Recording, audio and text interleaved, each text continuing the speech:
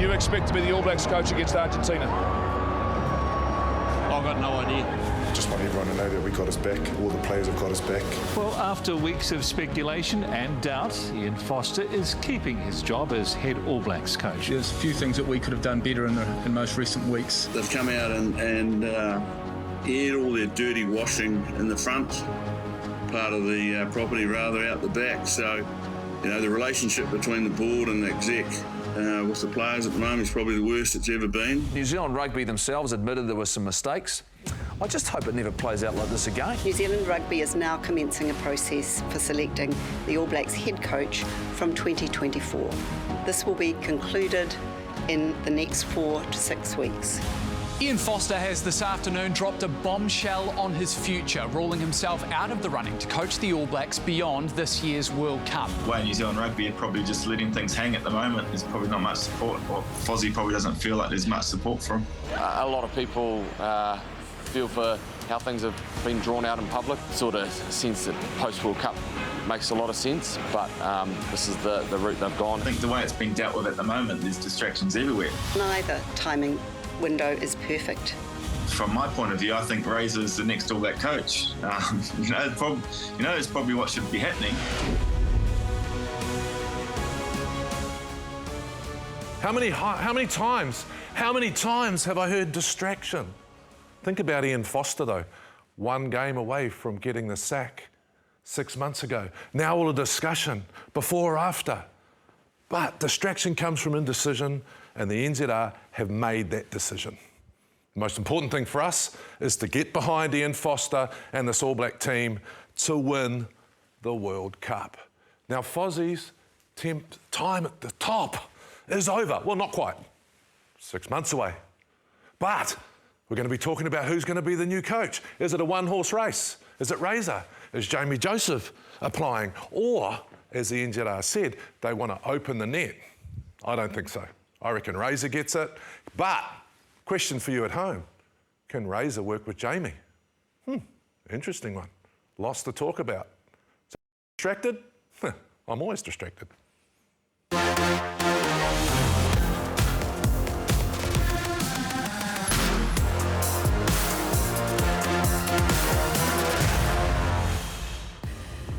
Now I feel distracted and confused as well. Tēnā koutou katoa, good evening and welcome into the breakdown. Great to have you joining us tonight as we dissect Super Round in Melbourne. Ardie Savea turned heads for all the right or wrong reasons. We'll let you decide a little bit later on. And as Sir John Kirwan said, in the next 4 to 6 weeks, we will have a new All Blacks coach from next year onwards. Joining us to dissect it, debate all the action, Sir John Kirwan, you're back for another week, plus Tony Johnson and Stephen Bates join us on the panel. Thank you so much, gentlemen, for coming in. Did you find it a surprise that Ian Foster has not put his hat in the ring to be the next All Blacks coach, JK? Oh, not at all. I think that behind closed doors, TJ, probably what happened was Fozzie got the feeling that the NZR wanted change. I think the biggest problem that everyone has to ask themselves is, do you want to go now or later? They've made that decision. And if Fozzie had stood, it would have been a hiding to nothing for me. So he's probably made the right decision. He can now concentrate on the World Cup, and if he wins, he's going to be a pretty happy man. Yeah, there is a sense that he's almost been hounded into making this position about, not carrying on after the World Cup. I think the thing that gets me is that nothing about this reflects well on New Zealand Rugby. You look from the leadership of the game for clarity and for a strong sense of direction, and we haven't had that. We've had confusion, we've had speculation, and certainly a lack of clarity about it all. And I think the thing that bothers me the most about it is that this is World Cup year. And whether we or you at home or anyone thinks or doesn't think that Ian Foster is or ever was the best man for the job, the point is, he is the coach going through to the World Cup, and all of this carry on is not doing him any favours at all in doing the job of trying to bring home another World Cup to New Zealand.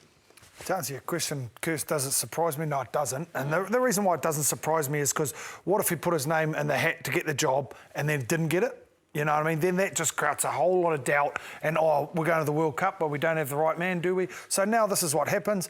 He's withdrawn from it. He's got 6 months in the job and we're certainty on that he's got that time. He works off to the World Cup and hopefully for himself and also for us as a public, he goes out and wins the World Cup and then he walks away a happy man. And don't forget there's a human element to it. So good luck, Fozzie. Get stuck in, get the job done and you'll make plenty of people happy. Or do we just need to get over ourselves because this is the way professional sport is? The reality is, if you're in football, then, you know, when you're in Italy, they say he's not going to make Christmas if you start to lose. We've just seen Eddie Jones lose his job. We've seen Pivac lose his job. I mean, is this just the way it's going to happen now? So for me, we maybe need to start thinking about, OK, why are we making these decisions? Are we going to see the first All Black coach sacked if it doesn't work out? I mean, it's a pretty nervous place to be. I think New Zealand Rugby are in a bit of a damned if they do, damned if they don't situation regarding the timing of the appointment, because I think, as has been pointed out, they didn't want to lose potential candidates by going late. That happened to them last time. To me, that's not such an urgent need following the two jobs of England and Australia. They were key dominoes, if you like, and this domino effect that they foresaw of perhaps some of the contenders for the All Black jobs being taken elsewhere. Those jobs have been filled now, so I would question whether there was the need to go early, but they've made that decision, and I guess in that, what is it, that 4 to 6 weeks, as the chairman said, or chairperson said, we'll know. Well, shortly we're going to discuss who could be putting their hat into this ring, the head coaching candidates and the teams that could potentially come with them as well. But first, a man who has been there, done that. He's been the head coach of the All Blacks before in a similar situation. John Hart is with Jeff Wilson. Well, New Zealand Rugby have announced the process has started to find the next All Black head coach. Why not talk to someone who's been there and done that? John Hart, you're a former All Black coach. When you think about what's happened over the last year, in regards to the players, do you think in any way that might affect their performance this season? Well, I think there's been a lot of talk about that, and I think it's rhetoric. I think my own view is that the players are totally focused on what's ahead of them right now, Super Rugby, then the international season, then the World Cup obviously is the showpiece of the year. I have no doubt that that's where they are focused. They won't be thinking about next year, though a lot of them have already made their choice about next year. So I don't see any problem with player focus going into this international season. This is a new era of New Zealand Rugby. When you think about it, it's a new head coach for the All Blacks. What do you think New Zealand Rugby might be or should be looking for? Well, I think they'll look for someone who can lead them into a new era. I mean, this era from, if you have a look back to through Steve Hansen, through Graham Henry, even through Ian Foster, you've had continuity. I think there's going to be a break with that continuity, so they'll be looking for someone else who can come in, lead, do some things differently, and hopefully create the environment that the All Blacks can go on and go back to where we want them to be, number one in the world.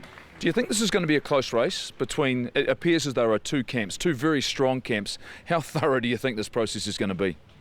I have no doubt this process will be done well. I think New Zealand Union are absolutely committed to getting the best option, and I personally think there are two good options, and I think the interview process will be an important part of what each party can bring, what their teams will be, who are the people that they're likely to want as part of it.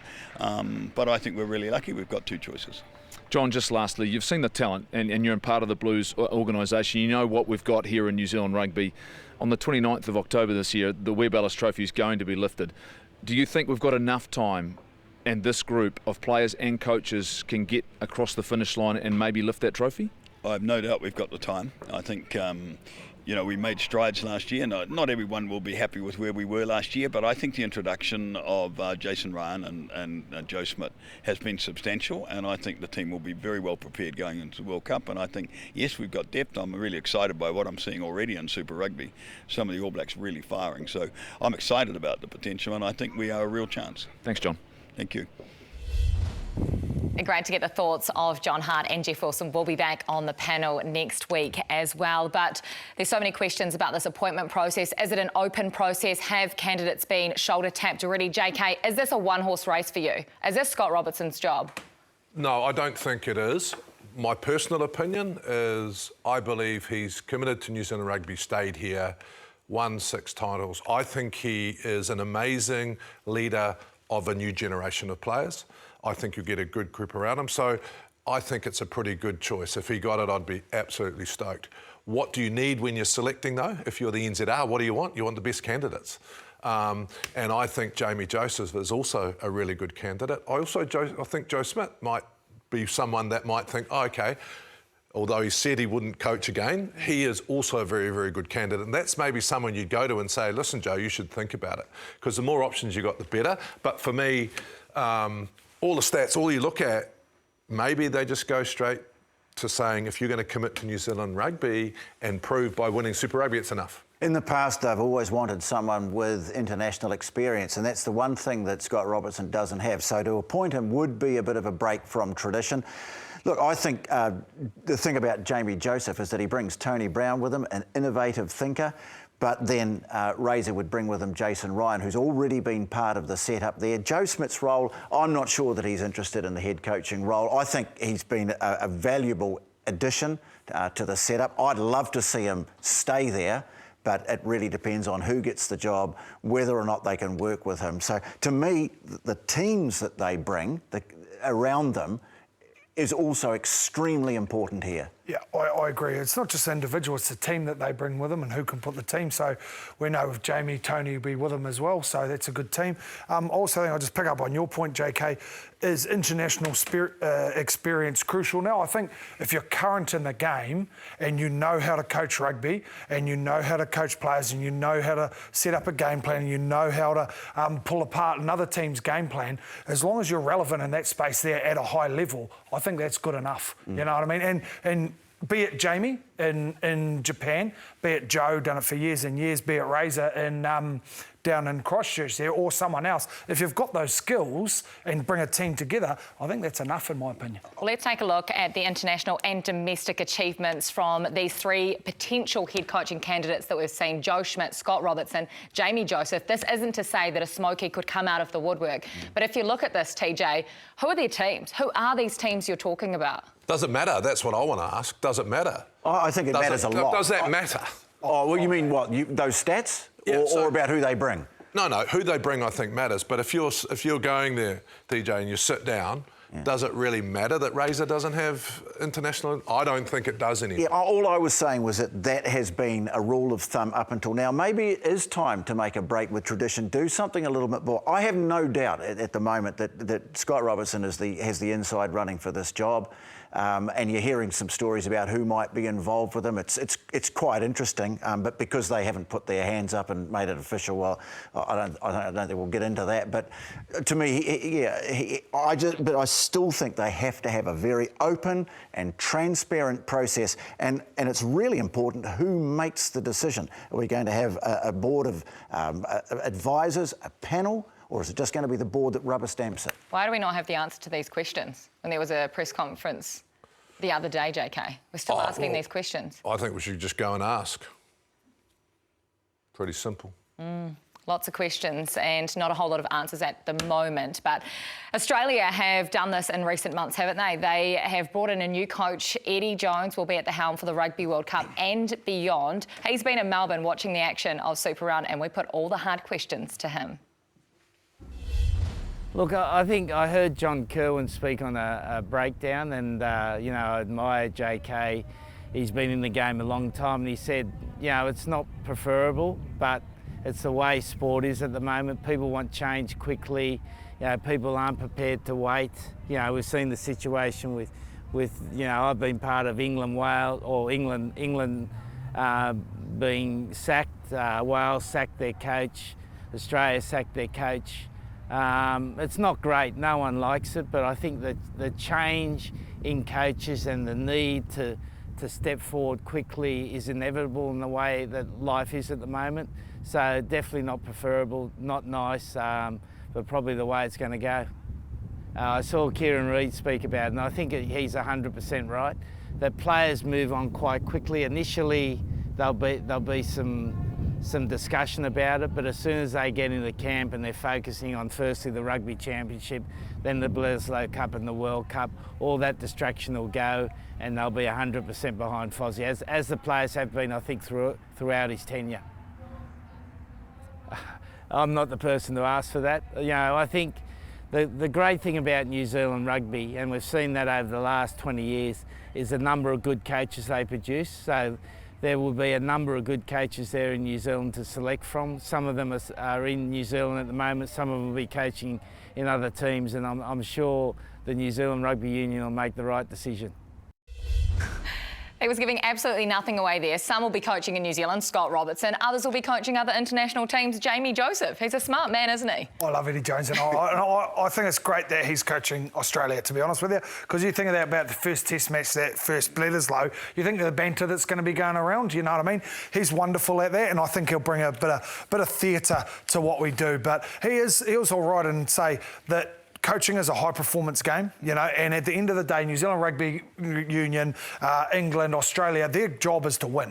You know, that's their job. And their role in that is to have the best people available to make sure they win. Then everything else becomes a lot easier. That's the happiest I've seen Eddie Jones in a long, long time. You think about it. He's back in Australia. He's got the sun on his face. He's got Stephen Jones off his back, and his bank balance is absolutely bulging from the money they had to pay him out at the England Rugby Union. Two things for me, team. Two things. Both guys, John Hart and Eddie Jones, said there won't be distractions, and I agree. So I think we just forget about that. The players will be focused. The other thing they said is, you know, get the process right. And I think that's really, really important. If you get the process right, you'll get the right person. And like you said, Batesy, any of those choices up there are probably going to be pretty good. Well, there's still plenty more to discuss on the breakdown. Stay with us here. We will talk Super Rugby Pacific round in Melbourne, Super Rugby Aupiki coming up too, and that Ardie Savea incident.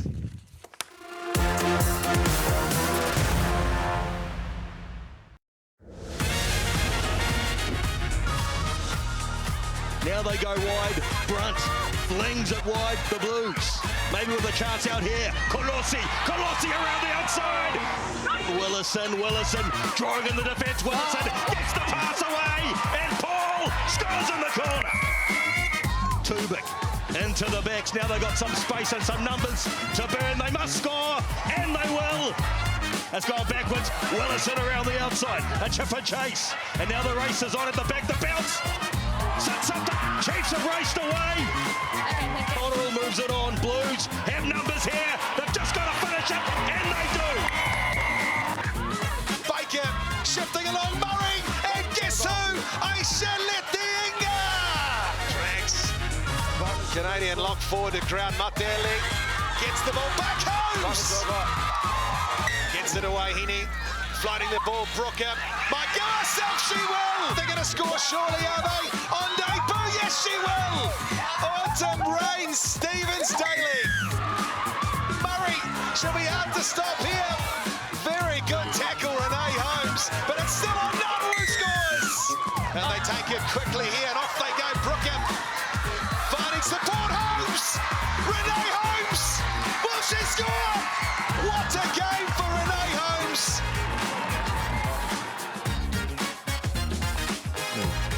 Super Rugby Aupiki, we're 2 rounds in, 2 rounds from the semi-final. There is a semi-final and a final this year in Super Rugby Aupiki. There's been some incredible action. Chiefs Manawa still undefeated, but coming off the back of the Women's Rugby World Cup, we wanted this competition to expand, to continue that momentum. Has it done that, JK? Yeah, I think it has. I didn't see the second game. I saw the first one with the Blues, obviously, and some great tries. I think it's just the new rules that are having teams blow out, even in the men's super. But yeah, I thought it was some outstanding stuff, quite physical. So if we've wanted to carry on the form, I think it's there. Batesy, you agree? Yeah, I think also you've got to, like, we're here to promote the women's game, but I also think we're here to promote the Black Ferns. You know, that's what we're trying to do. We're trying to get a higher level of rugby in these girls, and that's what this format provides. You know, we've minus the sevens girls, we've got the best women in the country playing a little round-robin tournament against each other, which is the closest thing you can get to playing test match rugby within your own country. So when you're having 2 bites of the cherry, I think it is successful. In my opinion, at some stage, you know, I think it would would be great if in the pre-season the Blues went out and played a game at Waitemata in the park there, and it was a wonderful occasion, you know, to get it out to the clubs and stuff like that. And I think that would be great for the local game. Yeah, I really love it. I like the idea of bringing your top players together at elite level competition, which has enabled it to go professional.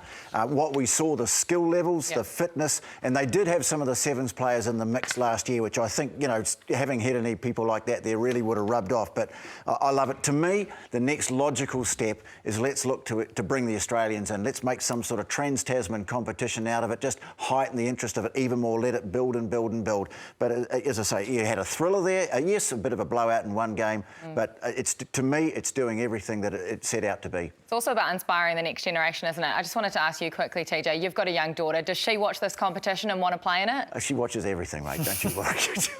That's what it's about, though, isn't it? That's what it's about at the end of the day, inspiring young girls and boys to want to play rugby, to continue playing this wonderful game. Well, the women's show that premieres every Wednesday at 8 p.m. with the one and only Laura McGoldrick. She's joined on the couch by some incredible athletes we have in New Zealand. This was last week's show where Les Alder and Chelsea Semple talked about what it's actually like being an athlete, being pregnant, coming back from having a child as well. Very informative, very insightful program. Susie Bates will be on the couch this Wednesday as well. Time now to talk Super Rugby Pacific action from Melbourne. All 6 games, Super Round. Let's talk about it. All thanks to Nurofen and Chemist Warehouse.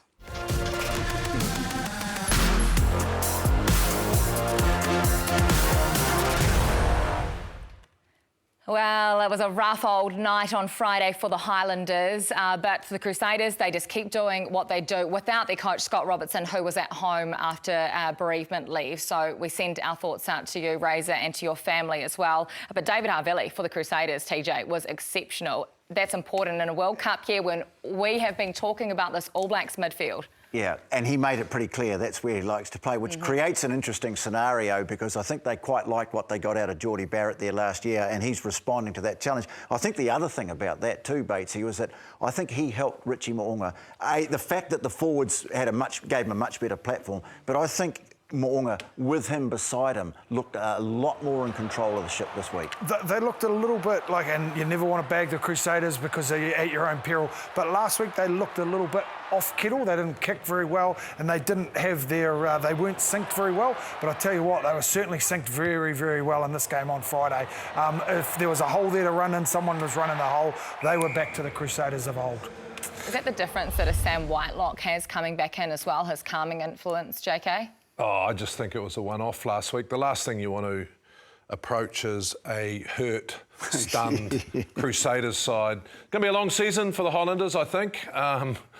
They've got a lot of work to do, the Highlanders. So it's a great game to come back. I think the guys needed to step up. They did.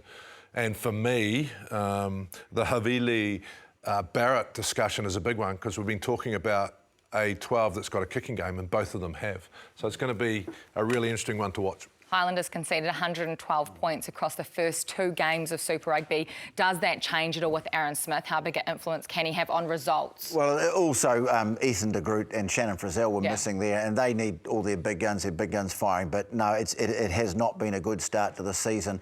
I mean, you couldn't ask. You know, you struck the Blues first week and the second week a wounded Crusaders side. It's not going to get any harder than that, I would say. It's about the only thing I would say. Chiefs? Oh, true. Chiefs next week. I'd say one thing about the Highlanders is they're over in Melbourne now and they're going to Suva next to play. I hope they're going straight there.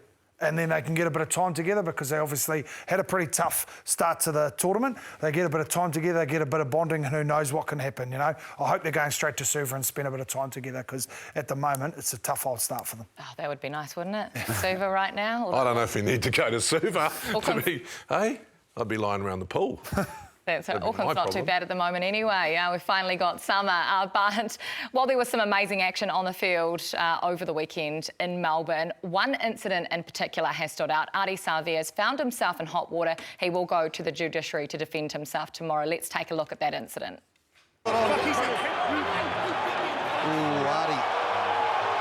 10 minutes in the bin. Wow. You just got to walk, Ardie.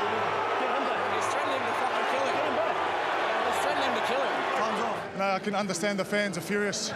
around the gesture that I made, mate. It's just the heat of the moment kind of thing, you know. It's footy. Usually that's out of character for me, so I put my hand up first and I apologise for that. It's just no excuse for me, mate. I got to be better. Talk us through what happened just before half-time.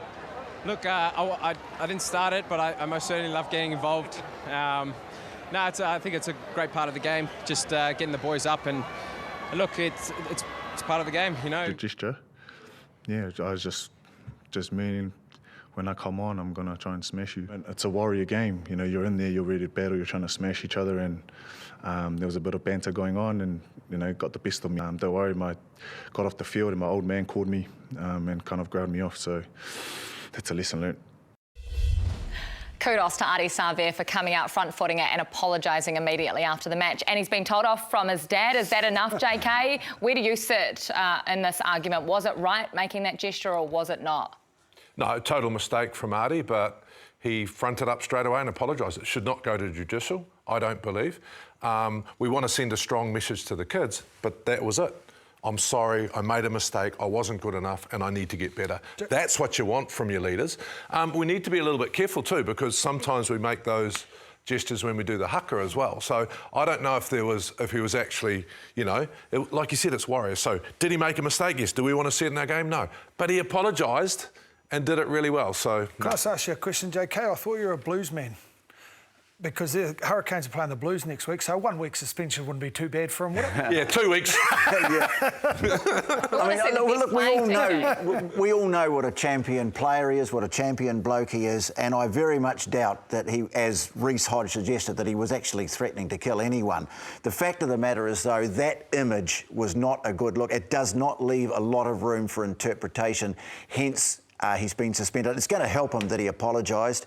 And the judiciary's been pretty lenient. Look, it wasn't a smart thing to do. It was in the heat of the moment. And I've got to say, too, I actually loved the fact that things got feisty. That when that sort of scrap, I mean, by modern standards, it was a scrap, erupted before half-time. I thought, this is great. They're firing up for this. Yeah. I agree with you, mate. Like, I don't condone what he did, but it was the heat of the moment, you know what I mean? It's like he said, it's a warrior game. Sometimes the things get past of it. But I tell you what, it was awesome to watch. I'm not saying when you go back to the old days, but, you know, bit of push and shove, a bit of passion, that's what you want to see. So from my point of view, he made a mistake, probably shouldn't have done it, but to me, move on. You know what I mean? He's apologised, and it's a heat of the battle thing, and he got it wrong once. Move on, don't worry about it. Fate will be decided for Ardie Savea tomorrow at the judiciary, whether or not he will miss any game time for the Hurricanes. Talking about the Blues, you want him to be missing next week. They weren't so lucky against the Brumbies, going down by 5 points. This was a crazy match. 45 points scored in the first half, absolutely zip in the second half, JK. How good are these Brumbies, or were the Blues a little bit off their game? Oh, the Blues were off. I think the Brumbies played to their strengths, took them to set piece. But when there was too many errors from the Blues. They missed a couple of key opportunities late. And so they probably didn't deserve to win that one. I think it's possibly a good thing. It looked hot. It looked like they were struggling. No excuses, but the Brumbies, you cannot let them dominate the way that they want to play, TJ. So the Blues, I thought, how many errors, how many penalties. It was a stop-start game, and when you do that to the Blues, they don't enjoy it. And if you're going to play the Brumbies anywhere west of Farewell Spit, you know, there's a few things that you need to get right. Firstly, you do not want to be giving away lots of penalties, because they will boot the ball down to your corner of the field, and that line-out drive, even though they were allowed to put a blocker in front of the jumper, I don't think we're allowed to do that anymore, but it's very, very effective. You can't be kicking the ball away. I thought the Blues' kicking game, Batesy, was very average. They just kicked the ball away to them, you know, too many times, and also their support of the ball carrier. They just keep getting beaten at the breakdown. I agree with that. I agree with the second one, mate. I think the Brumbies, they want to maul you, and they want to be ferocious at the breakdown. And both sides of the ball, on the counter ruck and defensively, they're both going hammer and tongs at it. But the Brumbies won it. I don't know the stats, but I'm going to say they got 8 turnovers there. I would imagine maybe more. So the Brumbies, I believe, did a little job at the breakdown on them. We've been talking about that All Blacks number 12 jersey. Well, Roger Tuivasa-Sheck was, of course, back in action. What did you think of him this week, JK? I thought he was very, very good in the first half. I thought exactly what I love to see him at 12, great feet. If you have a look at this footage, he sort of goes on the outside, makes this break, and then he goes on the outside, the other side of the field. A little bit quiet in the second half. But, yeah, I think this is what we thought we'd see from him, so real big improvement. He might have been a match winner too, because they made a great breakout, and I think Rieko Ioane had the chance to set him up, just couldn't quite finish the job off. I think if they'd got the pass away in the right position, he could have been the match winner for them. I actually thought he was one of the Blues' best players. I thought he's which might not be saying much, I don't know. I thought he's electric, I really did. I thought that when he was on the ball, he looked like he had genuine pace. So I thought it's one of the best games he's played for the Blues. What I liked about it too was they gave him the ball a bit earlier, Batesy, and that's when he's dangerous. Like, I don't think he's the type of player that we need to take it to the line and try him to do it late. When you give it to him early, he gets the opposition set and he can bring his feet into it. Well, every week on the breakdown this year, we get one person to pick their Form 15. TJ, you had the honour of doing it last week. Yeah. Now you're here to defend yourself, or maybe to pick apart this week's team, because Mills Muliaina watched every single game from the commentary box in Melbourne. So he was in a great position to pick this week's Form 15. Here is his team. Here's his front row. Joe Moody, who got penalised a couple of times, but then he recovered. Cody Taylor, who had a very solid game, and Tyrell Lomax there in the number 3 jersey. His second row, Brodie Retallick and Sam Whitelock. So good to see these two back out there. His loose forward trio, Tom Robinson. And if you need any answers why, go and watch the highlights of that Blues match and see the try he scored, outrunning a fullback. Dalton Papali'i is his number 7. It was tough to pick between him and Sam Cane, but he's gone with Dalton this week. Ardie Savea out the back as well. If we look at his backs, Brad Weber, Richie Mo'unga get the nod in the 9-10 jersey this week. In the midfield, David Havili, who he said Roger Tuivasa-Sheck was more explosive this week. He admits that, but Havili's kicking game was better, and his combination with Richie Mo'unga. Rieko Ioane said it and forget it. He loves him in that number 13 jersey. And his back 3 couldn't go past Caleb Clark, Salesi Rayasi and Sean Stevenson, who is making fullback his home this year, isn't he? That is Mills Muliaina's Form 15 for this round. TJ, we'll give you the first pick. Since you weren't here last week, what do you think of that team? Are there any positions you'd change? I've been looking forward to that. This is the bit where we sit around and we bag the efforts of someone who's been sitting there watching all the games all weekend. That's like right. You guys climbed onto my team. Look, I'm going to make an admission, firstly, about last week, the team I picked. And right at the last minute, I changed my hooker. All weekend... You can't pull that out now, TJ. It was Taukei'aho. We're a week later, TJ. Yeah, and then I thought, you know what, Almua came on and to me changed the game, so I went for him. And probably this week I'm now going to turn around and say I might have had Taukei'aho in this particular team. I can understand why he's gone for Cody Taylor, because he was at the forefront of a very good forward effort. And I'm just interested, he's picked that midfield combination as well that we were talking about. Mo'unga, Havili complement each other so well. Yeah, don't disagree with the hooker. I think it's great for the All Blacks, both of them going at it. Really, really good for All Blacks. Yeah, I thought Roger was really, really good. I thought I'd probably put him in. And then I thought, actually, Sam Cane was really, really solid. And possibly with Dalton going off late, he might have got the nod this week, but both going well. Looks good for the All Blacks. Batesy. Yeah, I thought Hoskins played pretty well too at number 8 for the Blues. He carried the ball quite strongly. I agree with him with Salesi Rayasi. He's looked really good, really good. Looks like he might have lost a little bit of weight or something like that. And I've used the word with Roger, but I'll use it again. He looked electric, Salesi here. See, here he is here. Now that's, he was more or less try and stop me if you can. And we know he's got some really good silky skills as well. There we go, there, right on cue. So I thought he was really good. So, Mills, you might know what you're talking about after all, buddy. Fullback, Sean Stevenson. Yeah, I mean, I've always liked him, and it was really interesting that they mentioned about his inconsistency and how he needed to improve that. So I'm actually watching that, and he has been consistent last year, consistent this year. So yeah, and I think we're seeing a different type of player. We need a bit of silky skills, step, bit of pace. I was just wondering about Mills Muliaina going for commentator of the weekend with Sonny Bill pulling out the guns in a T-shirt. So. You talk about Stevenson. To me, that was always the question, that he'd do a couple of really brilliant things and then maybe might make a little bit of a mistake or a gaffe or something like that. And I think he's worked really hard on that. What he brings is, you know, we know about the finishing ability, the talent. The other thing that he's got that thunderous boot. He is one of the longest punters on the game, and he has certainly brought himself into the All Black discussion.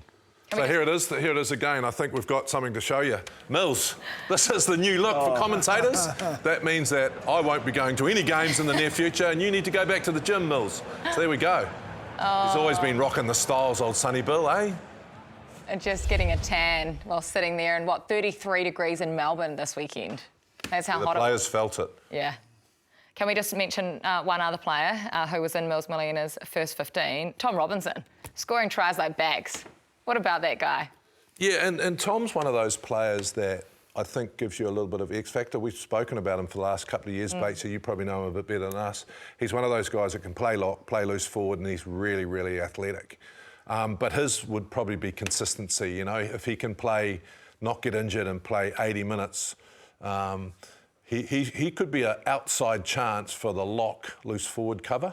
It is tough. You talk about him getting injured, and he does get injured a little bit, but the reason why he gets injured, a little bit like Ethan Blackadder, they're not holding anything back. You know what I mean? They're out there for, if they're out there for 40, they're giving you everything for 40. They're out there for 70, everything for 70. And, you know, he's a guy that follow me kind of thing. And when you play like that, sometimes you tend to pick up a few injuries. And that number 6, to me, it's still there's still a situations vacant sign there. I don't think anyone's really grabbed it. In fact, there's still talk of maybe Scott Barrett filling that role, because it's something he did pretty well, but you know, with performances like that, he's certainly going to, you know, have everyone paying attention, isn't he? Very good, very good. Well, every week across Super Rugby, we look at the best play of the week. But in this case, it is the best player, all thanks to Musashi, our power play. It's David Havili, and how could it not be? Because he was simply brilliant this weekend, JK. Yeah, I mean, he's a class act, isn't he? And the thing I like is, I'm going to keep talking about it all year. What are we going to do at 12? What are we going to do at 12? Can he play 13? But the thing I like about him, and this might be the deciding factor, is when he is outside Richie Mo'unga, I think he's got a bigger voice, and Richie can use him for his kicking game. So he was outstanding. And, you know, he's only been playing there a few years, really. So he's pretty much nailed it. You enjoy his performance over the weekend, TJ? Yeah. I mean, he's a quality player, quality person, David Havili. He brings leadership. He's made it clear, as I said before, that this is the role he wants to fill. I think he's in the picture. Yeah. And what he does, he brings that versatility as well. He can play 2 or 3 different positions. So even if, and the feeling I get is that they definitely see Geordie as the guy that is the front runner for the 12 jersey. He's very much going to be part of the setup of this team. Why is that, TJ? You think because he just brings a little bit more of a Manonu, he runs a bit harder, he's a bigger man, he can get you over the advantage line with a bit of force rather than the... As Graham Henry would say, JK, all of the above. All of the above. Yeah, I agree. Batesy, we're probably, since Ma'a, we want someone that's also just given the ball and he's going to get you over the advantage. And that's what Geordie brought. I mean, think about all his other skills, right? Yeah. Good kicking, but that's what he brought last year. It's interesting to say that because, and probably a guy that straight over the game line left a couple of years ago, Laumape. You know what I mean? And people would say, oh, yeah, but he's a little bit one-dimensional. But the thing, if your one dimension is awesome, why do you need a second dimension? You know what I mean? Like, this is what I'm going to do. I'm going to pass the ball to Laumape and he's going to smash over the game line. Good luck. And then everything flows from there. If your one dimension is awesome, that's good enough, you know? That is your Musashi power play for the week. I love how you described that. Available. Sounded like an ad, didn't it? Was that a Musashi ad?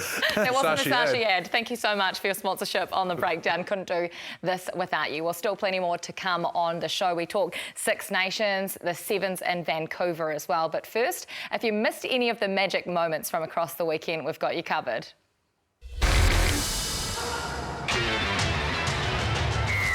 The whistle is blown by Angus Gardner and Damien McKenzie. Gets us going. Oh, and an intercept straight away. Oh, that's the quickest try of all time. Line anyone up. Mo'unga on his own, still going. And he finds Drummond. Hands it off to Havili. They must score here, and they will score. Great try by Fergusburg.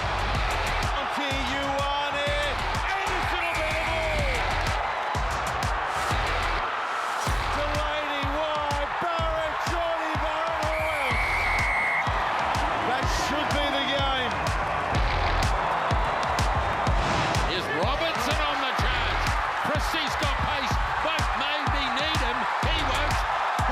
Tom Robinson.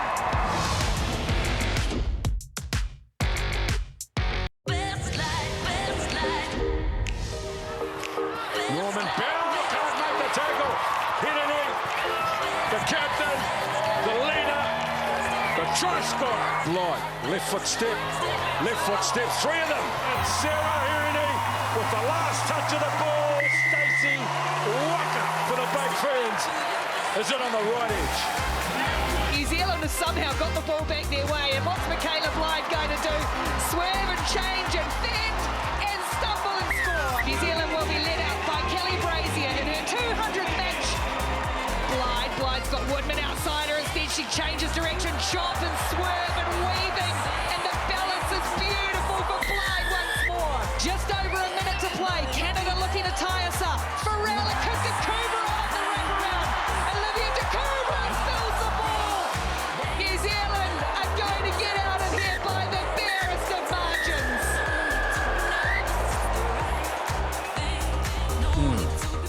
No, my hockey, my welcome back into the breakdown. It may have been by the barest of margins in the quarterfinals, but that is all you need. A win is all you need, and our girls are now through to the semi-finals of the Vancouver Sevens. Most importantly about that quarterfinals, they've now qualified for the Olympic Games next year. That is what this year is all about on the Seven Series, TJ. I don't think there was too much doubt that they were going to make it there. I mean, it's amazing that as the gold medalists that they have to qualify again. But, yeah, look, they haven't had it all their own way. I thought Canada put up a really great scrap, but the great thing about this team, and there's just so much leadership, there's so much experience, they never seem to lose their cool, and they always seem to be able to fight their way out of a tight spot. Well, one thing I've quite enjoyed about them too is that they're starting to look to the next generation as well. You look at the tournaments that they've played, they haven't just gone for the tried and tested the whole time. You know, early on there, they had the youth coming through, and yes, they didn't win all the games, but at the end of the day, they're still doing really well. As you mentioned, they've qualified for the Olympics, so job done, and they're starting to build that next tier. So the success that they've had can hopefully, from our point of view, keep going. Yeah, Georgia Miller, outstanding. It just brings such power to the game. Yeah, I mean, a bit tougher for the men's though. JK, the All Black Sevens, the Aussies they've made a good bounce back in the Sevens game, haven't they? Yeah, they have. But the Sevens are going pretty well. The top TJ, they've already qualified. Well, I think they're going to qualify. I don't think they'll do it. But the men's game, if you watch it a lot, you're having bad days. I mean, you have a bad day, they have a bad game, can't get the ball. I mean, they nearly lost. They just won in the last minute, in one of the other qualifying games. But I think the difference between our male and our female game is our superstars from our 15s do go to the sevens. That doesn't happen in our male game, and I think it's something we possibly need to look at. Can we have a few more crossover athletes? I think these athletes are great, don't get me wrong, they're winning it, so no complaints there. But also from the superstar, we're going to go to the next year's Olympics. Can we have that situation where guys cross over, but they would need to cross over at the beginning of the year?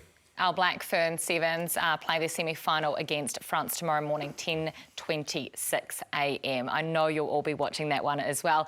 And the Six Nations, it has been so exciting this year. The penultimate round is coming up next weekend, and it is all to play for as well. Let's talk through these matches. JK, I know you're going to want to talk Italy. Italy taking on Wales. Wales desperately need a victory, and your side has been going not too bad this year. Yeah, Kieran's done a great job. He always does. He went into Benetton and he actually won the Pro 12 or whatever it's called. And he's done a great job with his team. He's picked a whole lot of different guys. I mean, we're seeing a lot different athlete coming through, not just the big normal Italian athlete. And Wales are in trouble. Talk about distractions. I mean, they don't know if one of their clubs is going to be around next year. So there's a lot going on behind the scenes. But, Gaddy's a smart man. He's been put under pressure, and I think that he'll have to play incredibly well. For me, the Italians can win against Wales, and if they do, I think it'd be great. The spark plug's the fullback. He's brilliant. He's absolutely brilliant. And to me, he's taken the Italian team from a side that you're often suspecting were trying not to lose heavily to a team that now actually goes out onto the field. And I think you know much more about this, but talking to the guys who've played in Italy, that the mindset is just such a big factor in Italian rugby. They're now taking the field knowing that they can not only compete with these other teams, but they're a chance to beat them. I'd give them a shot at beating Wales. Scotland take on Ireland as well, Batesy. Ireland in the box seat at the moment, but Scotland have been huge improvers this year. Yeah, they have. You mentioned Italy. They ran Ireland pretty quickly, pretty close, you know, for a long period of that game. But I really enjoy Ireland. I really enjoy watching Ireland play rugby. I think they're... I think their attack, how they set up their attacking pods and they swing around the back and it's hard to count numbers defensively, I think is outstanding. I think, to be honest with you, I think that Ireland, the way they set everything up, their attacking structures, in my opinion, are second to none. The one thing that worries me about Ireland is that we may cross over with them in the quarterfinals? Well, yes, OK, that worries me. But if they haven't got Johnny Sexton, I'm not so worried. OK. Yeah, he looks pretty banged up at times, doesn't he, Johnny Sexton? He's really struggling to get through the games. But while he's there, he's such a galvanising presence, such a great director. And, of course, you know, they usually call it Le Crunch. Well, it's not Le Crunch this time because Ireland are the team out in front. But England-France. Yeah, huge game. Yeah, and little setback for France last time round, that we thought that this was a team that was on such a roll, and to me are still the favourites for the World Cup. That's in my mind.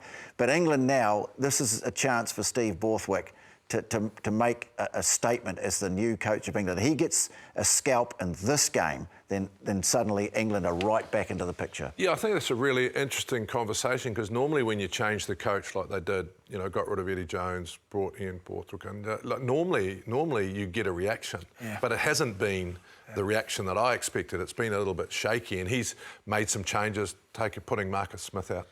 You know, I think France. So for me, for the first time for a long, long time, talking about the All Blacks, we'll be going to a World Cup and we're not favourites. Yeah. And I think that's an interesting thing. Ireland, I agree with Batesy though, if they don't have Sexton, they're a different team. So for me, France is the best team in the world. And I think they will beat England, and it'll be a real statement. They need to beat England if they want to go next year and say we're number one and try and beat us at home. The Six Nations has been anything but predictable though, has it? It's a great tournament. It's it really a wonderful is. competition. Like, I'll be honest with you, that's on my Sky. You know what I mean? That's what I use my Sky for, because it's a bit early for me. But you don't get up for these ones? No, I don't get up for these ones. Fair enough. Yeah, it is great. It is a really, really good competition, and it's also good.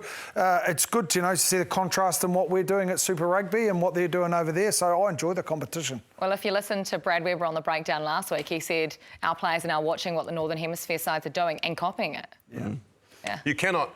I mean, the most frustrating thing about Ireland is, as we saw last year, they have this incredibly out-of-this-world organisation. Bates, and you'd love this being a forward, that they know exactly where they're all going all the time. Very rarely do you get to turn them over, and so they can hang on to ball for long, long periods of time. And breaking that down is incredibly difficult. They will not throw a risky pass, Batesy. They will go to a ruck and recycle it.